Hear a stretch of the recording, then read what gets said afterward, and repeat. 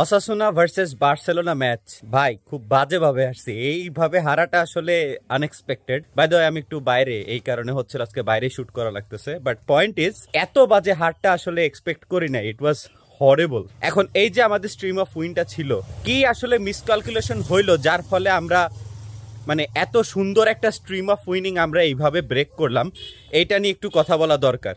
তো প্রথমে যে বিষয়টা, আমি ইনিয়াকি পেনাকি নিয়ে কথা বলবো। আমি যদি শুরুতে এখন গোলকিপার নিয়ে কথা বলা শুরু করি তাহলে অনেকেই বলবে যে এই যে শুরু হয়ে গেছে, টক্সিক গোলকিপার হেটার মানে মোটামুটি চলে আসছে। তাই এইসব বিষয় নিয়ে কথা বলার আগে একটু নর্মাল প্লেয়ারদের নিয়ে কথা বলি। আচ্ছা, যারা কালকে খেলা দেখছেন, আপনারা সত্যি কথা বলেন তো, আপনাদের কি কোনো দিক দিয়ে মনে হয়েছে কালকে অ্যাকচুয়ালি বার্সেলোনা জেতাটা ডিজার্ভ করে?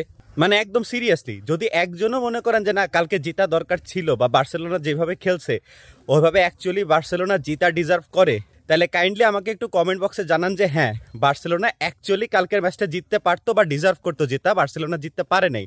কালকে বার্সেলোনা জেতা ডিজার্ভই করতো না। সেই খেলা বার্সেলোনা খেলেই নাই যেই খেলা দিয়ে অ্যাটলিস্ট জেতা যায়। জঘন্য খেলা, জঘন্য। না প্লেয়াররা কানেক্ট করতে পারছে, না পায়ে বল রাখতে পারছে। আচ্ছা, প্লেয়ারদের পায়ে বল রাখা, স্ট্রাইকের ফল্ট, এইগুলা নিয়ে পরে কথা বলা যাক। ডিফেন্স যে হচ্ছিল, বলটা ডিফেন্স করছে, তারা যে বল ক্লিয়ার করতেছে যারা ডিফেন্সে আছে, সেইখানে যখন বল ক্লিয়ার করতেছে, বল তো ক্লিয়ার হচ্ছেই না, উল্টা মনে হচ্ছে যেন আরো অসাসুনার পায়ে যায় বল পড়তেছে। এখন এই ধরনের যে বিষয়গুলা, কালকে বার্সেলোনা অ্যাকচুয়ালি জিতা ডিজার্ভই করতে না। কালকে যদি ইনকেস আমরা জিততাম, ওই আমাদের জিত অসাসুনার ঘরে যায় দিয়ে আসা দরকার ছিল যে ভাই আমরা জিতা ডিজার্ভ করি না, এই হইলো আমাদের উইনিং, তোরা রেখে দে। অসাসুনা যে অনুপাতে এফোর্ট দিছে, বার্সেলোনা টোটাল তার হাফ অফ এফোর্টও যদি দিত তাইলেও একটা রেজাল্টের বিষয় ছিল। এবার আসি পয়েন্টিটিয়ারি কথায়, অন পয়েন্ট যেগুলো হচ্ছিল অ্যাকচুয়ালি কালকে বার্সেলোনার হারের জন্য মোটামুটি দায়ী ছিল।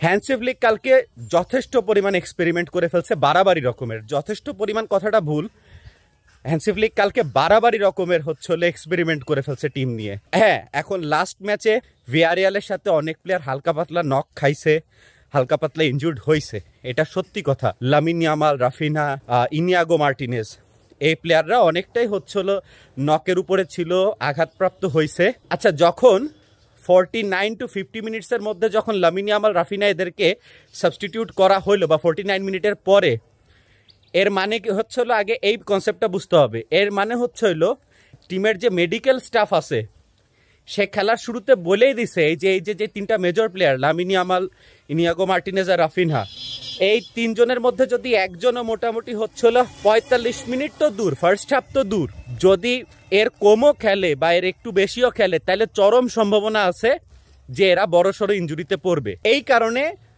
আপনার এই প্লেয়ারগুলোকে রেস্ট দেওয়া খুবই দরকার ছিল। কারণ সামনেই চ্যাম্পিয়ন্স লিগের ম্যাচ আছে, লা লিগার আরও ভালো ভালো ম্যাচ আছে, বড় বড় ম্যাচ আছে, রিয়াল মাদ্রিদের সাথে ম্যাচ আছে, চ্যাম্পিয়ন্স লিগে বায়ার্নের সাথে ম্যাচ আছে। সুতরাং তার আগে আপনার প্লেয়ার কিছুটা ফিট থাকা খুব বেশি পরিমাণে দরকার। তার মানে এই না যে আপনি মেজর টিমটাকেই একেবারে সাইড বেঞ্চ করে দিয়া মোটামুটি রেস্টে দিয়ে দিবেন।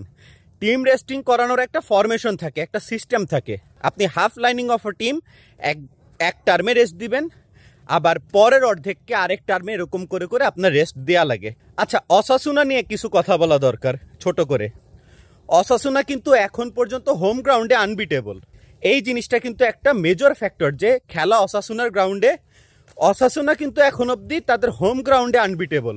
অসাসুনার হোম গ্রাউন্ডে পারফরমেন্স কিন্তু মানে সুন্দর পারফরমেন্স, এবং তারা কিন্তু এখন পর্যন্ত তাদের হোম গ্রাউন্ডে হারে নাই। সেই দিক থেকে চিন্তা করলে বার্সেলোনার আসলে এত বেশি এক্সপেরিমেন্ট করা, আপনি Sergei ডমিঙ্গাসকে নামাচ্ছেন, Sergei ডমিঙ্গাস as a defender ফ্লপটাও মানে ছোটোখাটো ফ্লপ না, জঘন্য রকমের ফ্লপ।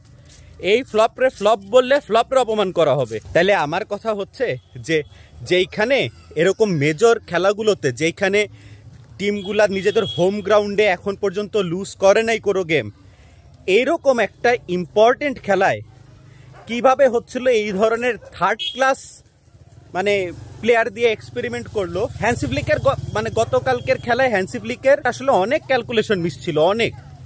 এত বেশি এক্সপেরিমেন্ট করা, এত বেশি টিম নিয়ে, মানে যেখানে আপনার একটা এ ক্লাস টিম আছে যেটার উপরে আপনি রিলাই করতে পারতেছেন, সেরকম একটা টিমকে পুরো সাইড বেঞ্চ করে দিয়ে এইটা আসলে এত বড় একটা রিস্ক নেওয়া উচিত হয় নাই।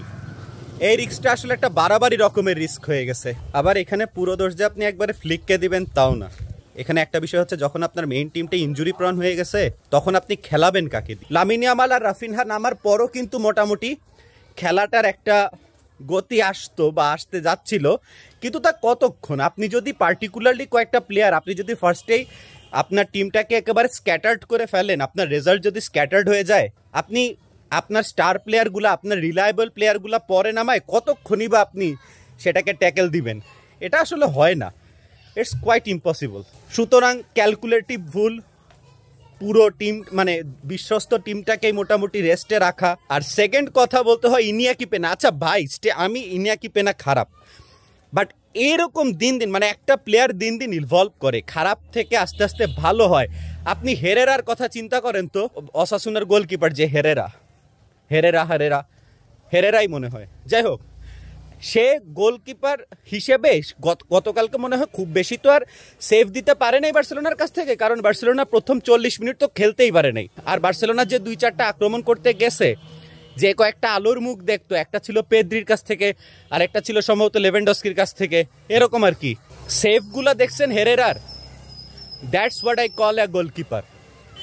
সেই হিসেবে এবার আপনি ইনিয়াকি পেনার কথা চিন্তা করে দেখেন, ও বেটা তো জাগাতেই নড়ে না। সেকেন্ড গোলটা আমার এখনো ক্লিয়ার মনে আছে, বার্সেলোনা যখন সেকেন্ড গোলটা খায় ও জাগার উপরে দাঁড়ায় আছে।